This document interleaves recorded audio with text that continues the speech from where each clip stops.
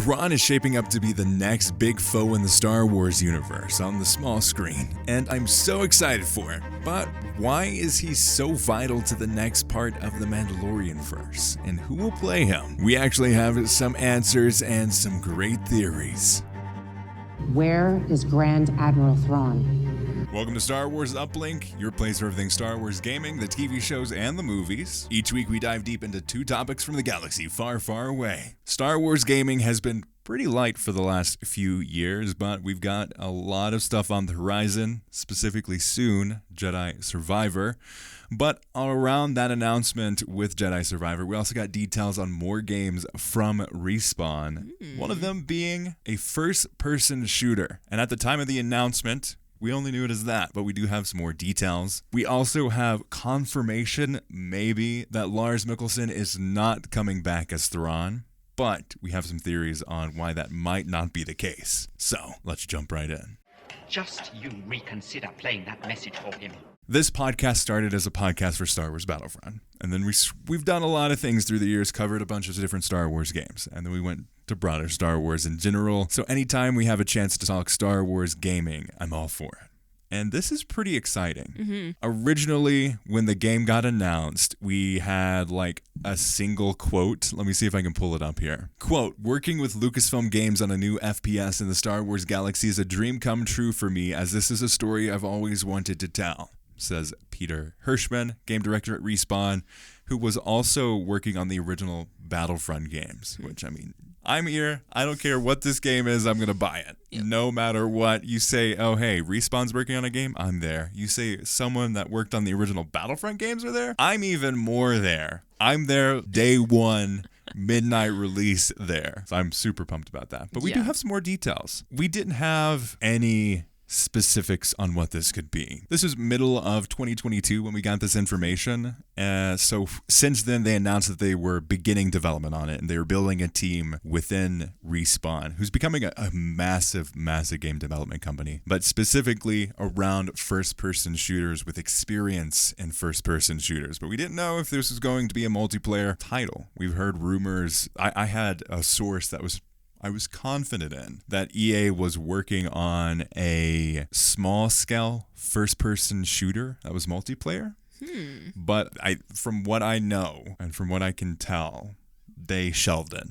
They were working on it. They had big plans for it. It was going to be more of a small-scale kind of growing with the game kind of game, but it got shelved as far as my sources say, which is disappointing. But we all wondered, hey, Respawn, Star Wars game. Yeah. Interesting. Oh, first-person shooter? Even more interesting. Because what is Respawn known for? Apex and Titanfall and all these really good first-person shooters. Yeah, I'd say Titanfall 2 is maybe one of the best first-person shooters of all time. Like, honestly, it has some of the best movement of any multiplayer game I've played. Yeah.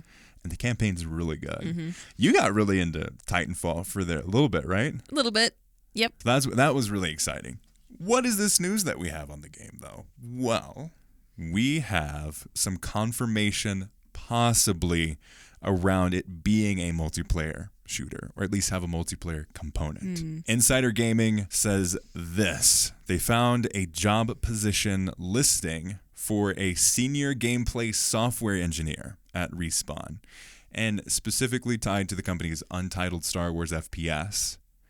And they're looking for, quote, quality of experience in developing multiplayer games. So they're at least looking for someone with that expertise. This is still pretty early on in development. If they started a few months before the announcement, which I assume they would, at least the storyboarding, sketching, and trying to figure out what they wanted to make. They announced it. They've been hiring throughout this whole time. They're probably a year in pre-production, or pre-production maybe even. Yeah. The average time scale of a game, specifically a multiplayer shooter, usually if we look at something like Apex, I think was developed within 18 months because it was an internal project that they just worked on, and they're like, oh, let's release this. Battlefront was on a 2-year cycle, I believe it was. 2 years of development. They announced the purchase of Lucasfilm by Disney in 2012. In 2013, Disney and EA announced a 10-year licensing deal for Star Wars games. And then in 2013, they announced Star Wars Battlefront was happening, and then we got it in 2015. So that was on a 2-year cycle. from a team that has been making it for a while. So in theory, we're probably looking for probably another 2 years before we see anything from this game. Yeah. What do you speculate this kind of first-person shooter is going to be? Because it sounds like initially it was very story-based. Mm-hmm. But and now knowing Respawn, it probably will be. Okay. So it's just going to be like a split screen, or like you have like different modes sort of thing for multiplayer? I imagine it will be possibly a campaign with a multiplayer component, similar to like The Last of Us. But in terms of the multiplayer shooter, it's supposed to come out this year. And this is a quote from Neil Druckmann. It's got a story. The way we're telling the story is very unique to this game. And as a brand new cast of characters, it takes place in another part of the United States. That makes me think it may be like a free-to-play experience where they have storytelling through like update drops. Okay. If you just add Star Wars to what this sounds like, I'm all for it. Like Sign me up. That's all that I want in a Star Wars game from Respawn. I think Respawn really knows how to tell stories in a Star Wars video game. Mm-hmm. Like, they have it down pat. Pairing that with Peter Hirschmann's experience in Star Wars Battlefront, which had a campaign that was quite good and showed kind of the backgrounds of the Order 66. Yeah. From the clones' perspective, that I think is all that I want to see. Historically, games like, I mean, if you look at something like Uncharted had the whole game, and then they had like a multiplayer arcade kind of shooter. Right. It could be something like that. Yeah. Unless they really want to push the limits where you have like the base story maybe, and then they expand on that with a multiplayer aspect that dives into having a free-to-play or a live service type experience with these content drops. Maybe you get a new map and it's a different part of the universe or a different part of the city in Star Wars with these same characters.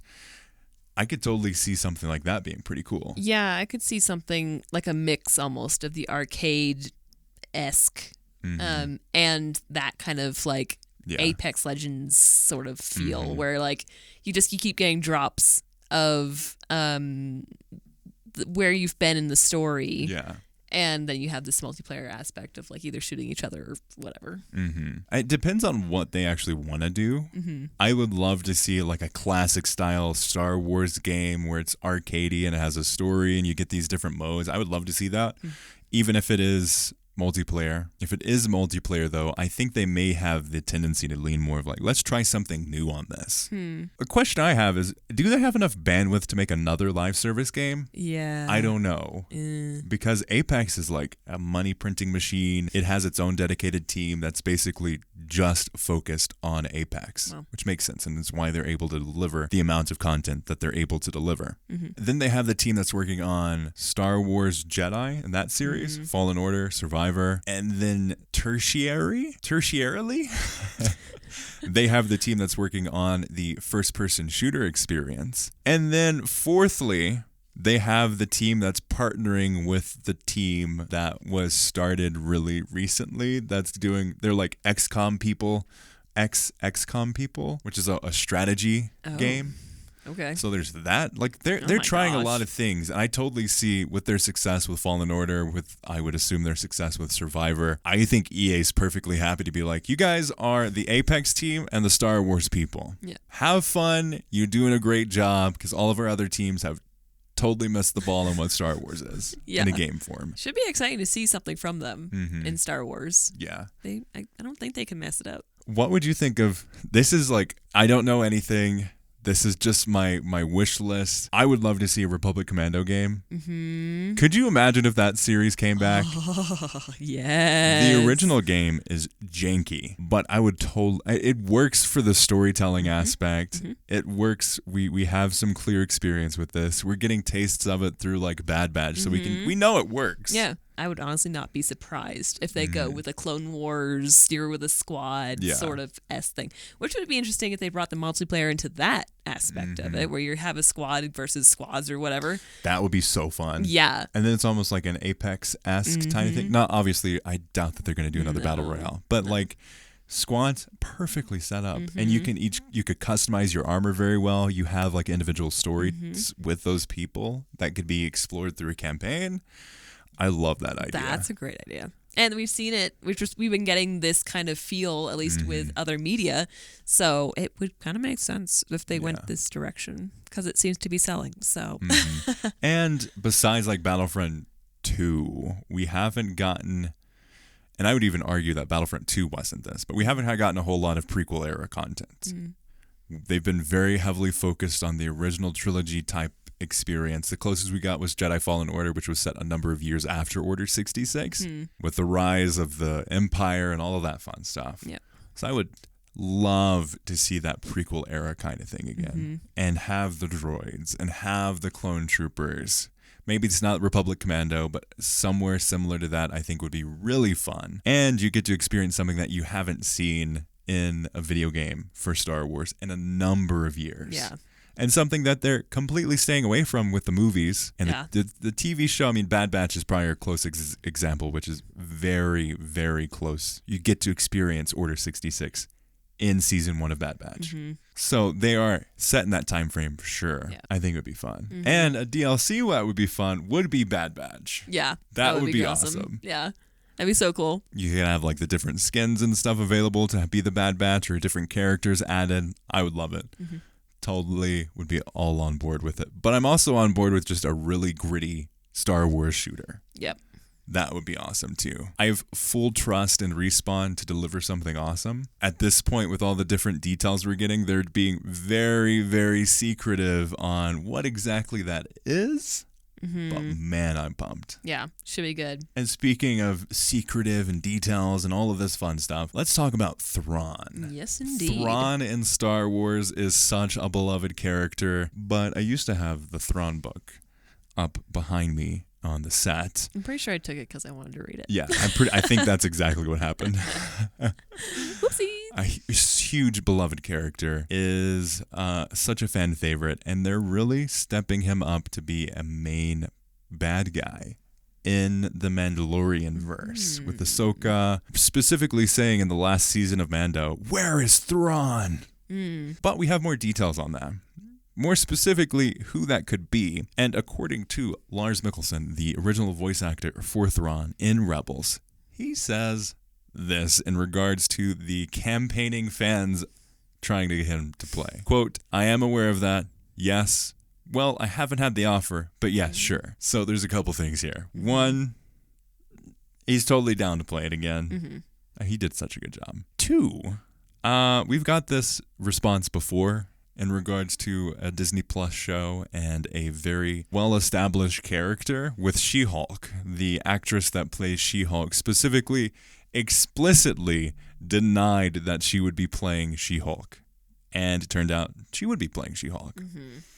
So I would not put it past these people to be like, yeah, I never got the invite, blah, blah, blah. Yeah, totally. They're not beyond lying, is what we're saying. They're not beyond lying. And I don't blame them. I mean, if Disney is writing you a big old check and saying, hey, don't talk about this. What are you going to say? You're going to say, yes, thank you. Please give me the money and don't kill me. You're going to lie to the face of the public. Yes. And this was like, yeah, I'm aware of it. Yeah, well, I haven't really had the offer, I don't think, maybe. But yeah, I'd totally be down to play it again. Totally. On to the next thing. Yeah. Don't ask me more questions. Yeah. And I think there was a lot of concerns a few years ago when they were like, the live action version could totally be the animated voice actor. There's the concern around age. The timeline works perfectly. Lars Mikkelsen, older dude. Thrawn at this point, an older dude. And he's the iconic voice. Yeah, and I never picture Thrawn as a young dude. Yeah, so exactly. Why not make him older anyway? Like, we see Thrawn in Rebels a few years before A New Hope. Right. And then we have the entire period after A New Hope and some time. I could totally see him being an older dude. And I think it makes sense. Yep, I do too. The strategy, the wizened strategist. Yeah, totally could see him. I want to talk specifically on why Thrawn is such a big deal. Yeah. From Rebels, what were your thoughts on Thrawn? I liked him. I liked the idea of him, but I felt like they didn't give him enough. Like it was still too... He's got such a weight. Yeah, I know. And I really wanted to see more of that. And I really wanted to see more of like a darker side of all that, but Rebels stayed pretty soft, I'll say. Pretty gentle and like, we're not going to make it too... He didn't quite commit genocide with strategic execution like he did in the extended universe. Yeah, like I was kind of hoping to get some more higher stakes and like some more like, oh my gosh, this guy, I don't want to mess with him. You know, like it. So that was Rebels for me. But I'm excited to see him in something else. Yes, especially live action, because you can get a lot more of that nuance and the deeper, darker side of things, like we saw in Andor. I would totally be down for like a really gritty Thrawn portrayal that is very serious, and I think he needs to be if he is going to be the next big bad for Star Wars. And I think it makes total sense for him to be that. We see, we've had experiences with Palpatine. Palpatine's more of like the big puppet master in the background kind of character, and not the person that you want to base the bad guy on a TV series about. And I love the nuance around Thrawn's character, where you are like, he did everything he could to rise the ranks in a system that is incredibly racist towards aliens and still found success. Found success so much so that he was basically, besides Vader, the right-hand man when it came to the Empire. Yeah. In terms of the actual war side of the Empire. He was the person that was making those strategic decisions. Rose through the ranks, got commended by Palpatine. And I think he is on that level where you can see him and Ahsoka go head-to-head, and it's not weird. It's not like, oh, how is this random alien able to stand up against a Jedi? You know Thrawn can stand up against a Jedi. Yeah. Like, there is no doubt in your mind that he's able to do that. Yeah. It would be interesting to see him get his hands dirty, because I feel like, yes, he's capable, and I totally believe that, but also he's more about the mind. Yeah. So it's almost like, what kind of mind games is he going to play with Ahsoka? Yes. To be able to break her before they even see face to face, you know? That's what I would like to see. Yes. Like, I need to see the mind games that he's willing to play. I think it could be so good. But I'm trying to keep my hopes low. it needs to be that for it to make sense. You're not going to have Thrawn and Ahsoka fighting hand-to-hand combat, really. You could. I think you could. Oh, yeah. I think it could hold its own, but it's not necessarily the thing that's going to be drawing you to that. Right. It's going to be, and it makes sense too, because he's on the run. He is going into the wild space because the Empire lost. It is in that time frame in between and after the destruction of the second Death Star. He needs to find that power. He is looking to regain a hold. So there is in and of itself a story arc for him, a story arc for Ahsoka, and a path for him to follow to get there.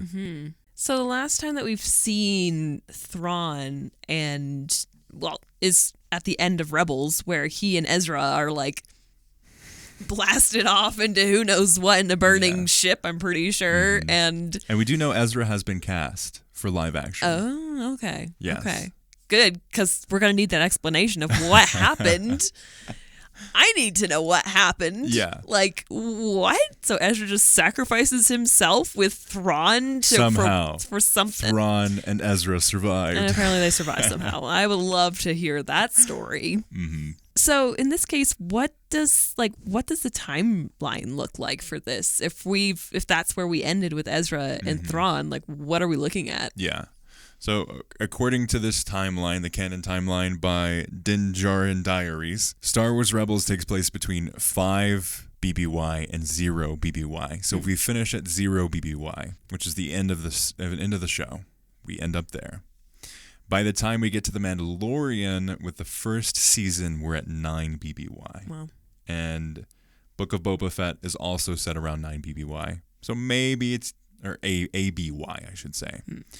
So Mandalorian is set at 9 ABY, which is after the Battle of Yavin. Book of Boba Fett is also set around that time frame. Season 3 of Mandalorian may be around 10 ABY. Okay. And Ahsoka is around that same time period as well. So in terms of the timeline and time frame, you have anywhere of like 9 to 10 years after Rebels that we see Thrawn again. Fascinating. Mm-hmm. Depending on, they made time jump even more for Ahsoka. Wow. So we're looking at like a really matured Ezra Bridger. Yeah. And an older he's like Thrawn. A teenager in the show, yeah, right? He's like, I don't know, 16 by the end of it, maybe Maybe At older, best? maybe younger. Like, yeah, but probably at least younger. he's like mid-20s to 30s by the time we'll see him again. Yeah. Which is going to be strange. It's going to be real weird. I'm going to be like, who's this guy? And they're going to be like, Ezra Bridger. I'm like, Annie, you've grown. Yeah. Yeah. Okay. I am going to be real interested to see how this goes. And are they going to explain anything about like their little tussle in the burning ship? I hope not. I hope they just get into it. Yeah. And like there's a reason why they're older, torn, burned, battered. Yeah, exactly. Running. Yeah, exactly. And maybe we'll see Ahsoka run into Ezra, and I don't know, like we get the story from him. Like Who would you become after 10 years of who knows what happened? Like, especially like because Rebels ends before the Battle of Yavin, or at the Battle of Yavin. You have A New Hope, The Empire Strikes Back, Return of the Jedi, Rogue One-ish. It's because it's set around the same time as A New Hope is. So you have like that whole thing. Another Death Star has been exploded by the time that we'll see them again. If you're Thrawn, your whole empire has fallen. yeah. What are you not defeated yet? Like what? It'll be very interesting to see his Rising from the mentality. ashes. There's probably mention of it in one of the books, honestly. But I'm not sure. Yeah. Friends at Utini, if you're listening to this, hey, let us know. What happens to Thrawn? Yeah. I tried to read Timothy Zahn's writing. I cannot get into the style of it as much as I really want the story of Thrawn. Maybe I need to try it again. Yeah. Maybe I'll listen to it in an audiobook form. And you've been getting more into reading anyway lately, so. Yeah. It's a struggle. Timothy Zahn has like an older style of Star Wars writing. I might like it. Like it's very much Star Wars Legends when it comes to the kinds of historians and writing, and they're long. I think they're like 300 to 500 pages, something like that. Probably like 5. They're some beefy boys. So we'll see. Maybe it's an audiobook listen to me. Because, I mean, the Star Wars audiobooks are rocking. Very well done. We'll see. Yeah. But I'm excited to see where Thrawn is as a big bad. 'Cause I think it makes so much sense. If we've got Mandalorian, they have their big bad. What does it look like for Star Wars, the Skeleton Crew? Right. And Ahsoka? Who's the main big bad? As we see, as far as we know, Palpatine has been defeated. Yes. He's dead. He should Gone. stay down. Until he somehow returns in the movie we don't talk about. Yes. But as far as the galaxy knows, he's gone. There's a power vacuum there, and I think Thrawn is the perfect person to have this moment to build this badness. Yeah. You know, it's time. Yeah, because we have Giancarlo Esposito's character as like the overarching bad guy. Maybe I don't know.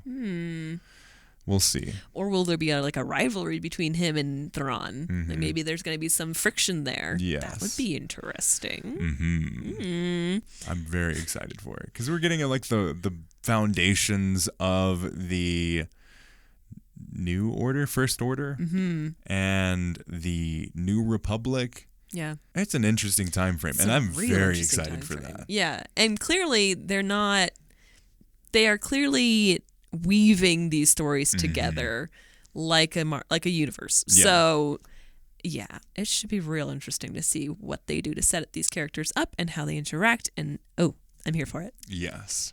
But with that, let us know your theories, thoughts, and suggestions around the FPS game, multiplayer shooter, and Thrawn. Who is going to play Thrawn? Firstly.